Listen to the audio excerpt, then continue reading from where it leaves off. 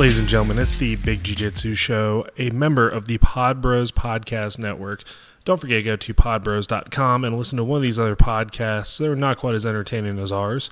And don't forget to go to bigjujitsu.com, buy a t-shirt, buy a patch.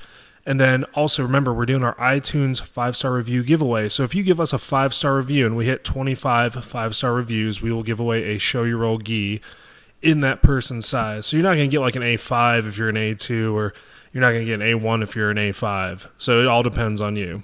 I'm Rob, and I've got a special guest with me here today, and I'm going to mess her name up more than likely. Help me. She's worked with me. We practiced it right before the show started. So with me, I have Jessica Armendariz. Did I do it? Yes. Yes. Perfect. Awesome. So she's going to give us some perspective. She's a blue belt out of El Paso, and I don't want to take all your life story or whatever. So I want you to go ahead, Jessica, and tell us all about how you got started in martial arts, just kind of how you fell into it, or what caused you to get to doing jiu-jitsu. So from the beginning, kind of that's where you want to start? Yeah, absolutely. Just from like, if you were a kid and saw something like, Kung Fu, the TV show, or some bullshit like that, like, no matter what got you into jiu-jitsu, go ahead and tell us about it. Oh, okay. So like I've always kind of been active, about 2 years ago, I got really into being super fit and stuff. I started doing Olympic lifting with James Hoffman. I believe you had him on the show previously. I don't know who that is. I'm just kidding. James is listening. I do know. It's just some fool who makes soap. He's just some fool who makes soap. Don't worry about it. But so I started lifting with him. And so I would be lifting, and then the guys would come over. Like, they'd be cutting weight. So I'd be like practicing like my Olympic lifts. So I'd be doing like full snatches. And then the guys would come over, and they'd be in sweaters and like sweatsuits, and they'd be riding the bike just trying to cut weight. And it's like the middle of summer, and I was like, you guys are nuts. What are you doing? And they would tell me like, oh, we have a tournament coming up. I have to make this weight to be able to compete. And so I kind of got exposed like that because they were using his gym while I was lifting.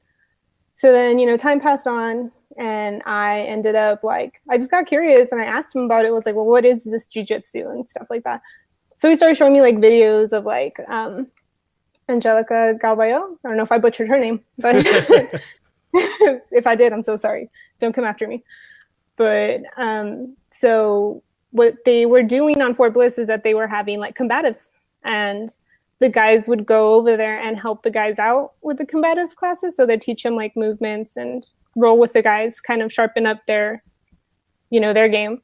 And they invited me out. They're like, well, do you want to come? And I was like, well, I don't even know what to wear for this. So we had to scramble, and someone lent me, some ACUs. Totally. No, that's right. They're ACUs. Yeah. You're looking at me like I'm crazy. I know it's some acronym. But, so they got me some, and like, sure enough, they just threw me in there, and we just started like, I think the first things I learned were like a key lock, which, I totally messed up. So, arm bars, those were the first two things I learned. So when I was rolling with these guys, those were the only things I was going for. And it was intense, because at first it was like I was doing lifting, and then like, my coach would be like, all right, go eat something, and we're going to meet in an hour, and then we're going to go to the fight house. And I'm just like, okay. So then I quickly learned like I have to be careful with what I choose to eat before rolling, because I felt horrible the first time I went. Yeah, that's like the toughest lesson was, I remember kind of similar, just going up to my school in Virginia. I was like, I'll just stop at Chick-fil-A. I'll be fine. That was not fine. So. Yeah, I was like, and I wasn't even eating that bad, but I guess it was my portions, because it was like, I just lifted. So I was like, oh, I need to do my carb intake. So I was like, oh, I'm gonna eat some chicken and a shit ton of white rice. Not a good idea. Like, I was not thinking portion size whatsoever. So we got to that fight house in the middle of summer. So I'm sweating my balls off. It's hot as fuck. People trying to kill me. And then I'm like, I think I'm going to have to go outside for a bit. Like, I didn't get sick, but I just felt super like, it's so draining. Like, you think you're fit. You think you're fit till you get on those mats. And you're not as fit as you think you are ever. And so, I was going with the guys for a good while. And there would be times where I'd be like, I was choking a guy, and he wouldn't tap. Like, his eyes were bloodshot red. He was bright red. And I just looked at him, I was like, are you going to tap? He's like, nope. And I was like, all right, dude, you know, and like I look at my coach because Justin Gonzalez was actually there when this happened. I look at him and I was like, what do I do? You know, like I'm brand new to jiu-jitsu. Not that, like, I didn't know if I was going to kill him, you know, kind of felt like I was on the verge of killing this guy. So I just kind of look at him like, well, what the fuck do I do? And he was just like, hold it. And I was just like, oh shit. Like, finally this guy tapped, you know, but I guess it's the whole like not wanting to be choked out by a girl, like might have played a part in that because it was clearly sunk in. And he was like holding on for dear life, like not going to tap to this chick at all. So that's a rough lesson on his end too. Like, nah, this girl ain't got it, and then just fucking goes to sleep. Yeah, but it was totally sunk. I set it up right, you know, and then eventually I got kicked out of the fight. Please tell me it was like, well, you're not in the military, you can't be here. Not like you threw a chair across the mat and hit somebody. Like, how'd that happen? Well, were you there? Because I did do that. I'm just kidding. Oh shit, that's awesome. No, all right. So what happened? So, you know, I'm telling you, James is the one who would take me, Hoffman. So he would take me because I couldn't get on base like without having a military person with me. So he was rolling with one of our mutual friends. He ended up, what was it? I don't know if it was a bow and arrow choke, some shit. But when he like went to sink it, something happened to the other guy's neck that like a muscle popped out. And so they were like I'm in the middle of rolling. I just see a bunch of people like running to their directions. I see James holding Peter's neck like this, like in place. And they're feeling Peter's feet to see like if he had sensation. I was like, oh my God, he just fucking paralyzed one of our fucking friends. Like, but he didn't. So they ended up having to call an ambulance. And so everyone's like hauling ass and like, it was just a scramble. And then they come up to me and they're like, are you military? And I was like, well, no, I just come and help out. And they're like, yeah, you can't be here anymore. And I was just like, I was so pissed off because it was growing on me. You know, I wanted to get better and I was having fun, like just fucking up dudes, man. I mean, there's nothing more empowering than like choking out a dude and having him not want to tap, you know? So I was, you know, politely escorted out of the fight. Yeah, but you should have caused a scene. They were kicking you out anyways. I was uber pissed. Like, I mean, you know, the angry Latina in me just like, you added gas to that flame. I was so pissed off. I didn't want to be kicked out. I was like, I didn't do shit. Fucking Hoffman did. Like, I was just pointing fingers, like, kick him out, not me. It's awful. Don't sell James. Like, don't sell him out like that. That's terrible. It was all him. He did it. He fucked up. It's not me. Can I stay on train? I was like, why is he trying to kill people? Like, So what happened? So after the fight house, where did you go from there? Were you like, fuck it, or did you start looking for a school to train at? So, you know, I was still lifting and all that good stuff. So I still was, you know, in touch with Hoffman and Justin Gonzalez. So the thing was, like, at the time, I was in graduate school. So it was always awkward when the summer came around. Like, you were in between jobs, your contract would end, and you were, like, scrambling for a job. There's a few people who would, like, be promised a job, but not everybody was. So this was one summer where I was unfortunately not picked for the summer job. So I was broke. So I couldn't start the academy I wanted to go to because it was, you know, it was too expensive for a broke ass college kid. But another academy had, they had a promotion going on. So it was like, try our academy for 30 days for free. And I was just like, oh shit, like seriously? So I went and did that for 30 days. It was different. It was a lot of people, but it was just really like, I didn't feel like I could grasp the information. I just feel like a lot of stuff were being thrown at you and it wasn't, I need a lot of repetition. I'm like, jujitsu, I need jujitsu hands-on. Like, so if you teach me like an armbar, like I need you to let me armbar you. You need to tell me how I'm doing it wrong. And then you need to do it to me so I can see how it's done right. Like, I'm a lot of hands-on. And I wasn't getting that there. And ultimately I did want to end up going to another academy, but I was just waiting for that job for graduate school to be like, oh, okay, now we have a teaching position for you. So I could be like, okay, now I have money. So, but I did train. I kept training. Good. Very good. And is that what landed you at, was it the competition team out there? Mm-hmm. Yeah. Very nice. What rank are you currently? I'm a baby blue belt. Just It's still still a baby blue blue belt, belt. still a blue belt. But Yeah. so going from fighting in the combatives fight house on Fort Bliss to becoming this blue belt, like what were some of the challenges you would face? Like were there days you're like, dude, this is stupid, I quit, or like what? Oh yeah, for sure. I mean, and it's not so it's like to me, I feel jujitsu is not just like a physical challenge. It's also a mental challenge. There's days where I won't understand a technique and I'm like, I don't understand why it's not working when I'm trying to execute it. And then there's just days where I'm frustrated of getting smashed. I'm one of the smaller adults in the class. So whenever the younger kids come, I get paired with them. And I mean, I don't mind, like, I'm helping them with their jujitsu. I'm allowed to work my technique and it's fine. But there's some days where I really am like, oh, man, I wish I wasn't fucking getting smashed. I wish I wasn't the kid getting like, muscled around. I can't do much with that. So Yeah, I mean it's about that. the whole like some days you're the hammer, some days you're the nail, and I mean for me it feels like a lot of days I've had more days as the nail than I have as the hammer. Like even Same now, here. it's just the way it is. So, was your promotion to blue belt, did it come as a surprise, or did they like say, "Hey, we're going to promote you on Friday. We're going to bring people." Yeah, well, they started testing at our academy. Okay, So, like you were always informed, like, hey, we're considering you for this promotion. When do you want to test, or when do you feel like you're ready for it? So I was supposed to get it in January, sometime in January, but I postponed it because there was a tournament coming up, and I kind of wanted to see where I stood with the white belts because I was like, like if I suck ass, like there's no point of me getting this blue belt because I'm right. not gonna do any good. So it was sort of my testing point. But I mean, my coaches were always like, "You gonna test yet? You want to test yet?" And I was always like the one that was like, no, no, I just want to do this tournament. We'll talk after."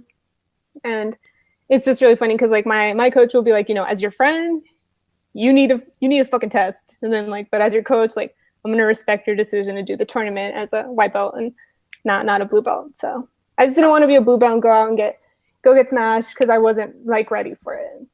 So, It's. but that tournament, I'm go sorry. ahead. Go ahead. Tell me about the tournament. I want to hear about it. So the tournament actually was a really good point for me to decide to do what I did because, well, my first mistake was I tried to cut weight, which I've never done in my life, and I was so miserable. I'll never do that again, ever. Like, but so I was trying to cut down to 120. I weigh like 130, 135, depending on my diet. Wow, that's a good cut. Well, I was doing really, and I did it a month out. So I felt like I had plenty of time to get there. And like I guess the first like, what, 10 pounds, easy, like Yeah, done. I was like, oh, this is going to be so easy. Like, I'm going to make this weight. Not at all. We got down to the last 5 and I could not for the life of me. Like, and I wasn't taking in much protein. I hadn't been eating shit for a month. I wasn't drinking. I was sleeping like well. I was being pretty strict with this. And I finally started doing like the sauna and I was slowly starting to hydrate myself and nothing was helping. And so eventually my coach just called me. He's like, dude, you need to just like go rehydrate, eat food. Like, you're not going to make this cut. And I was so pissed off. Like, I felt so disappointed. I was like, I haven't even gotten to the tournament and I'm already failing. yeah. So, And so go ahead. oh, what happened then? What happened with the tournament? Did you go up a weight class or? And so like with the females, it's always like a hit or miss, dude. There's going to be a shit ton of females or it's going to be not enough females whatsoever. So what happened at this tournament was that there were a variety of females from like white belt to blue belt, but the weights varied. So what happened was they just put us all in the same group. So it would not have fucking mattered if I'd made that motherfucking weight. I still would have been like in this, the whole like, you'll fight who you fight. Yeah. And so it was just funny because there's a lot of blue belts in my bracket and there's a lot of white belts. There's like, I think I had the biggest bracket there. There's about 15 girls. So I was just like, Holy I'm shit. standing, yeah, they called us all up and I'm just standing there like, oh my God, And so like Hoffman ended up coaching me for that tournament. I just look at him, I was like, I don't know what I'm going to do. He's like, you're fine. Like, you're fine. And I'm trying not to freak out. And so like when I just remember before my first match, we're all lined up there just waiting to hear our names. And I see a blue belt. She had, I don't remember how many stripes, but she's just standing there and she's like looking around. And then she just starts just talking shit. She's like, oh, I have to fight all these white belts. And I don't want to fight white belts. And I was like, damn, dude. I was like, I hope I get you. Like, yeah. I took that kind of like, yeah, you know, I hope you're my first one. But I didn't end up facing her because this was the gi one. This is the gi portion of the tournament. Right. And so, you know, we went up and out of, I was the only white belt who like placed. So I was pretty like, okay, maybe I am like ready. Because I wasn't submitted by any of the blue belts. It was by points, right? If anything. And so I was pretty happy. I was just like, you know, like I placed, maybe I am ready for this. So after the tournament, that's when I was like, you know, okay, I'm gonna go ahead and test for my blue belt. So and here you that's are. A long ass story. No, it's perfect. It's great. Although I know listeners are gonna want to know what happened with the girl that was talking shit. How'd she do? Oh, so okay, I didn't fight her in gi. I didn't end up fighting her in gi.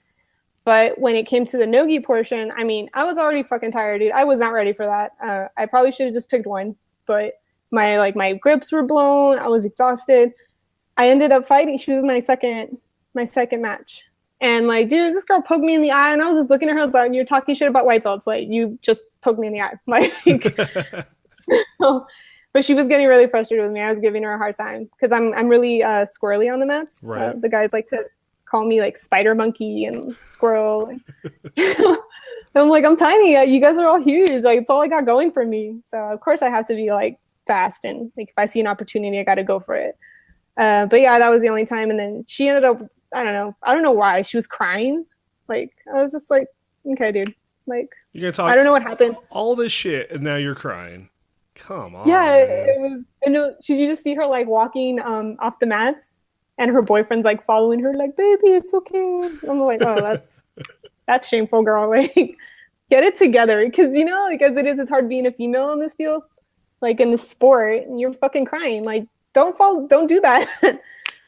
Yeah, you're just making everybody look bad. So, being a woman doing jiu-jitsu, what are some of the challenges you found as far as, I guess, just in general doing jiu-jitsu, whether within the academy, outside the academy? Like, I know we talked a little bit about like friends not knowing what jiu-jitsu was. Mm-hmm. So, like, what are some of the things that kind of stick out to you then?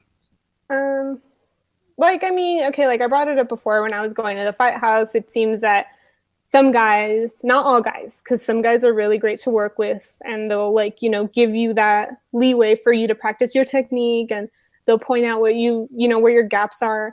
And they're just really great training partners. But then there's also the other side of the spectrum, just like anything else, you know, the guys that are like, you're a girl, hell no, you're not going to sweep me. Hell no, you're not going to even set up a triangle. And, you know, I weigh 250, but I'm going to go ahead and put all of my 250 on you to make sure you don't move. And, you know, when I end up rolling with guys like that, I do stop, and I'm just like, well, what are you going to gain from this? Because I'm not gaining shit. You're not going to gain shit.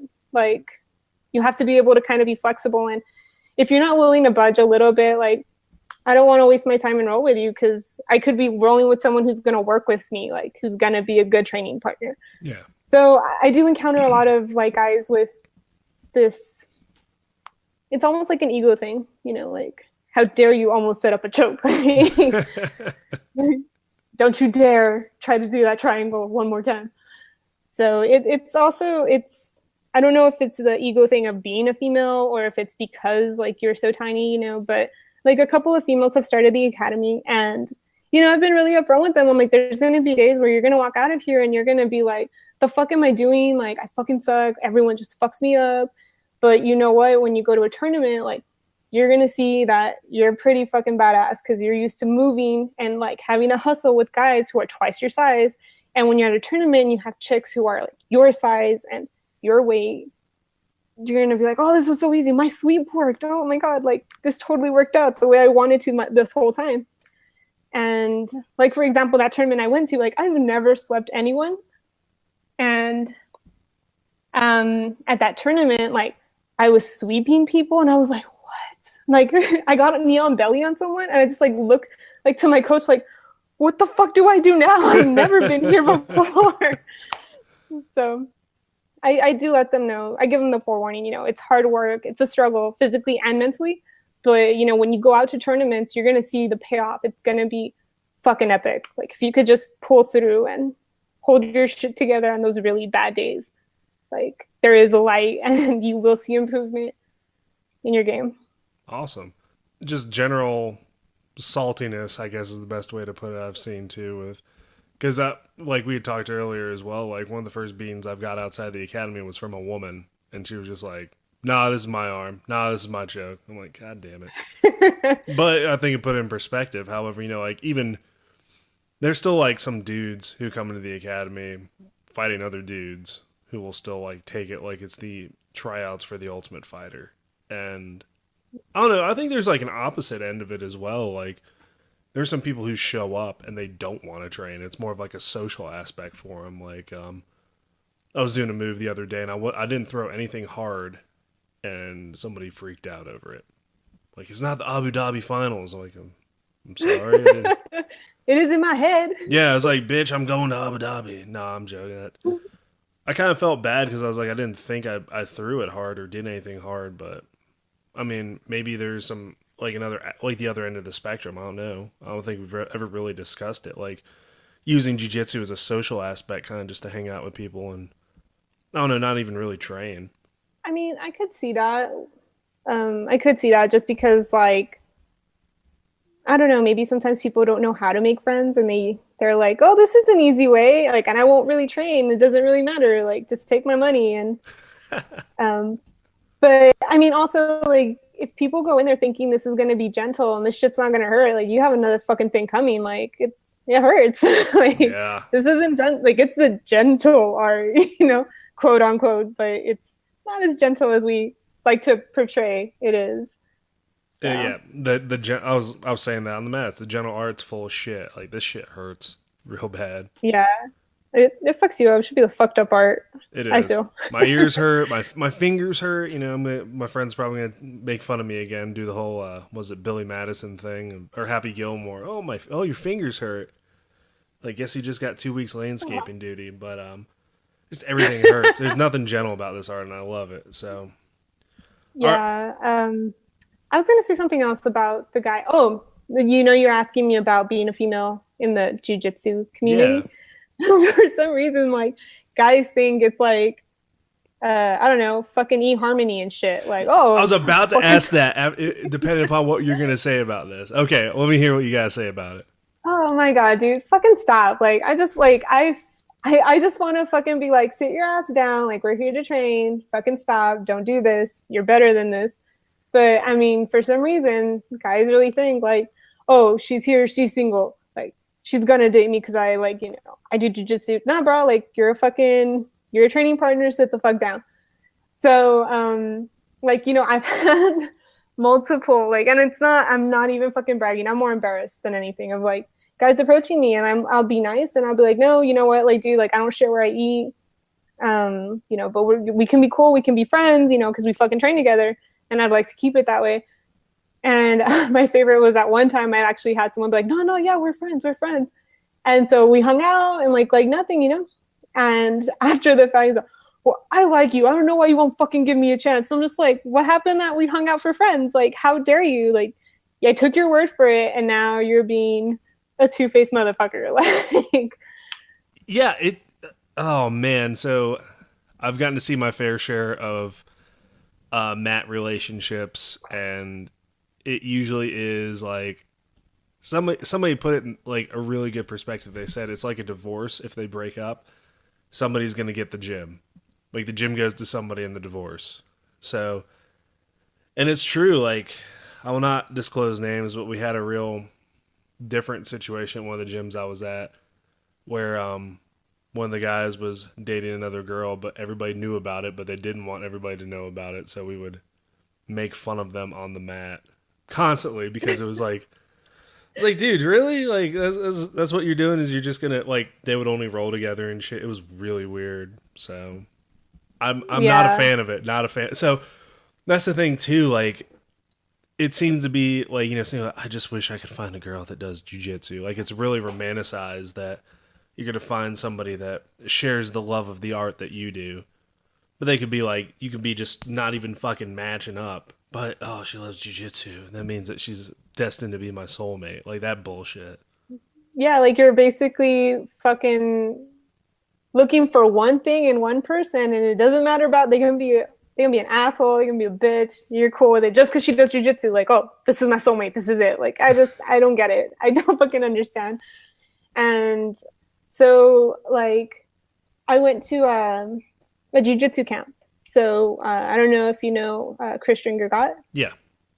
Black belt and yeah, the BJJ Denmark. Globetrotter guy. Yeah. Yeah. So I ended up going last year, and it was the very very last minute planning, and everyone in my family was super upset because they're like, how the fuck are you going to another country by yourself? And I was like, I'm doing it. Either you guys are going to be happy or you're not. And so basically everybody knows Jessica does what Jessica wants. So the minute I was like, tickets bought, everyone's like, fuck, this is it. She's going to go.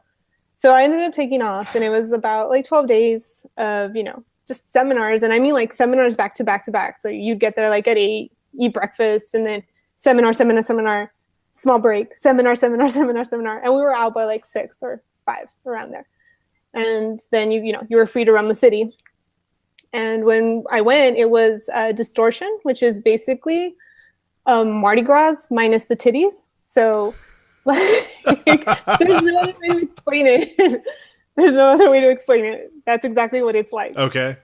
So everyone's walking around with like, their beards. I was like, oh my God, this is so fucking weird, And I can't read, like I couldn't read Danish. So I'm just randomly picking out fucking beers.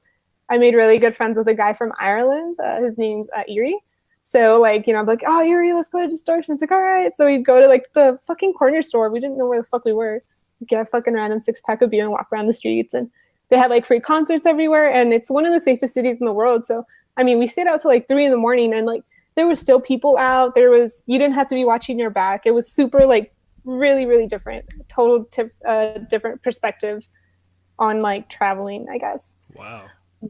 Well, then I'm telling you that's just because I'm going to tie it back to the whole like the dating within jiu-jitsu, Okay. Like, stuff started like coming back to me of like, so-and-so went to sleep with this black belt, and I'm just like, okay, you're not going to get better at jiu-jitsu through osmosis. Like, so please stop fucking the black belts. Like, we're here to train. Like, you can't? No, my fucking plan has just gone out the window then. What have you been doing? What have you been doing, Rob? Sending really terrible messages to Zanji Hibero. Bad Snapchats? Yeah, like, what's up, man? Hey, Give me a chance. I want to get better. Yeah, there's only one way I think I can get better. Nah, I'm sorry, but go ahead. Oh, God. Yeah, so like shit like that. And then like, well, Yuri went back to the camps this year. And so, he FaceTimed me. He's like, where are you at, dude? And I'm like, nah, I couldn't this year. I had to be a grown up and get like a big girl job. And so it's not as easy now for me to dip out.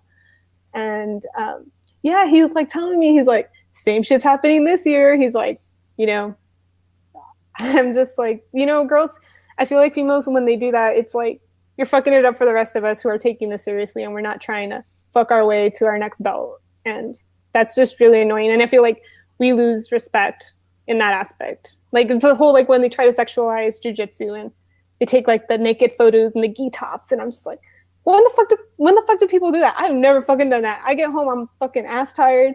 I just want to get in the shower, but I'm not like, ooh, you know what I could do? Take a totally sexy picture with this gi top with nothing on under it. So. What drives me nuts about those is like, I look at it, I wear a rash guard every time I wear a gi. My nips would be bloody if I rolled without, like, tournaments hurt enough where I'm like, God damn it, and just walk off the mat like getting ready to take my top off. Like, this shit hurts. Just put, Band-Aids on your nips. That'll solve it. I'm just kidding. I'll do it for weigh-ins too. Just be like the black X's with electrician's tape. That'd be awesome. Let's do that. And then just like an arrow down. Pointing down, like, yes, this is where the magic happens. This is in jiu-jitsu. That's right. See, you might as well. That's what we need to do. The big jiu-jitsu sexy calendar of all just ultra heavyweight dudes. Why hasn't this happened? Funding, I'm not exactly making like, super podcast money like Mark Maron. It's enough to keep us on the show, which is nice. Well, Or I keep us on think the that air. I think you're onto something though. You guys really should do a sexy jujitsu calendar. Yeah. Bitches would be all over that. Bitches would be all over that, dude. That's actually really smart. So we'll have to shoot out the bat signal to all those good-looking jiu-jitsu guys. Be like, I'm cool with exploiting you for money if you're all right with just sending me. No, actually, no, because then my fucking inbox is gonna be full of just like me trying to send pictures to Zanji. So let's not do that. Or like you getting like sexy dudes just like, look at my nips, Like, putting up their geese. all right, fine. If you insist. If you insist. Oh god. All right. So we've really not really straight off the path with the sexy calendar. Oh, I'm so sorry. No. It's fine. This is how the show goes, and I like it. But no, I agree with you. Like the whole dating thing on the mats is ridiculous. Like it's in the military, it's funny too because I worked with I taught AIT in Arizona, which means that there's a bunch of new soldiers who just came from basic training, and without fail, when a new female showed up, it would be like a shark attack. Everybody's like, "Oh, I'm gonna give you attention. You're in the army too. I'm in the army. You want to go to the chow hall as a date or some shit?" But it's just like, oh god, to me, it's the so same. romantic. It's so romantic. Hey, you want to go to clothing and sales? We could buy shorts together. Like, come on, man. But for me, like seeing it's very similar on the jiu-jitsu match. Not match. Everybody or a lot of the guys seem to roll a little harder when an attractive female comes to watch. That goes back to the whole ego thing. I remember doing a kickboxing class, and it was we had a couple new ladies coming to class to train, and I was just like, we're just doing movement stuff. I'm moving around doing sparring, and then I get fucking reversed like side kicked really hard. I'm like, you trying to show off? Oh my god. Settle down, dude. He's like doing the Anderson Silva shit. I'm like, dude, come on. Can we fucking train? Like, this is not how people are going to fight me. Can we do this? Like, please? Can we please be serious? Yeah, for once. They're not going to fuck you. I promise you. You're ugly as shit. So your jiu-jitsu is not going to get you pussy, dude. Stop. Yeah, your jiu-jitsu sucks. You can't fucking strike. And you look like a bridge troll. You got 3 things going against you. Oh, God. You look like a fucking leprechaun. Stop. All right, so now comes the hard part, right? We talked about all sorts of fun things, so now we got to do trivia. Okay? Oh, God. 10 questions. I told you about this. This is not, a surprise. You didn't give me a study guide. You were just like, there's going to be a quiz. And I'm like, holy fuck. All right. Well. Yeah, there is no study guide because there are five questions from each category. The first one is just kind of general knowledge stuff, right? I apologize ahead of time to everyone. I'm so sorry. It's all good. Everybody says that, but they somewhat do pretty good. And then the other 5 is mixed martial arts. Okay. So which one do you want first? I'm going to crash and burn on either one. So whatever is easier for you. Oh my god. All right, I'm pulling up one now. Let's do MMA first, all right. Here we go. Who was the Ultimate Fighter 3 light heavyweight winner? Do I get answer choices? Or is this absolutely not. Okay. Nobody else has gotten them. We got to keep it, even across the board. Oh, but I'm so I don't watch TV. This is going to be really hard on you. Okay. And it's going to hurt for whoever's listening to this. Right. Like, get her the fuck off the show. Santa Claus. Santa Claus. That is incorrect. Yeah, I knew that. It was Michael Bisping. Here we go. We'll throw a little softer one. This man has the nickname The Natural and has held titles in the UFC in both the heavyweight and light heavyweight division. Can I get a hint? Is there a lifeline? I'll give you a hint. Okay? Okay. He defeated Tim Sylvia. He came out of retirement, beat Tim Sylvia, and took the heavyweight belt in UFC 68. He was in the Expendables. I'm so sorry, Rob. This is really embarrassing for me. And I know you're probably like, holy shit, you don't know shit. No. Stop. Let's see. We'll do 3 seconds. 3, 2, 1. Any guess? Batista? I know, but it's a rubber belt now, but it was actually Randy Couture. I knew that. Did. You're doing really good at this. All right, let's see here. I'm testing you. Oh, yeah. Making sure you know these answers. Okay. All right, here we go. Let's see if you paid attention to my hint from the last one. After Randy Couture retired, who did he come back and defeat to capture his 6th UFC championship? Don't know? Mm-mm. It's Tim Sylvia. Okay. 0 for 3. I clearly did not pick up on your hint. It's okay. All right. Here we go. Number 4. Which Brazilian fighter and former champion is known as the Spider? He had a really bad leg break. I should be more knowledgeable. And at least in this area. And I'm clearly not. Not even. I'm going to have to go ahead and admit I don't know. Please don't hate me. Oh, that's fine. The correct answer is Anderson Silva. Ronda Rousey, a fighter in the UFC Women's Bantamweight division, shares her nickname with a very popular ex-World or WWE. I don't even know what that stands for anymore. What nickname is it? Okay. I should know this one. No idea? 3 seconds. 2. Yeah, no idea. It is Rowdy. Rowdy Ronda Rousey. Not a fan of her, but whatever, right? Okay. You're not? No. Hell no. She's hiding from Cyborg, and Cyborg will destroy her. Oh my god. Yes, I'm right. I'm right in all things that involve Ronda Rousey fighting Cyborg. Cyborg will destroy her. All right. 0 out of 5. That's not bad. If you listen to the title for the worst. If you listen to the Billy Dowie episode, he didn't do too well in MMA either. I think he said John C. Reilly a couple times as well. So, but that's Billy. Billy's fun like that. At least he's giving you answers like Santa Claus. Santa Claus, hey, just give me some answer, we'll go with it. And I'm trying to remember, was it Brian? He said penis is one of them. That was a pretty good one too. All right, so was that one of the options? No, penis was not one of the options. Okay, general knowledge stuff. Are you ready? Okay. What is the last name of John, Michael, and Wendy in Peter Pan? Neverland. That is incorrect. It was actually Darling. Next question. Who is Joe Dirt searching for in the 2001 movie Joe Dirt? His mom and dad. There you go. Good. On the board. We got one. I love Joe Dirt. That's a good movie. Great movie. I want hair like his. And his Roadrunner. All right. Next question. Pathophobia is the fear of what? Germs. That is correct. Germs and disease. So you're on the board. You got 2. Do what? Yay. Why couldn't you ask me more psychology questions? I'll get them all. I have all the answers. Ask me about all the phobia. Oh my god. All right. In fitness, what does the acronym BMI stand for?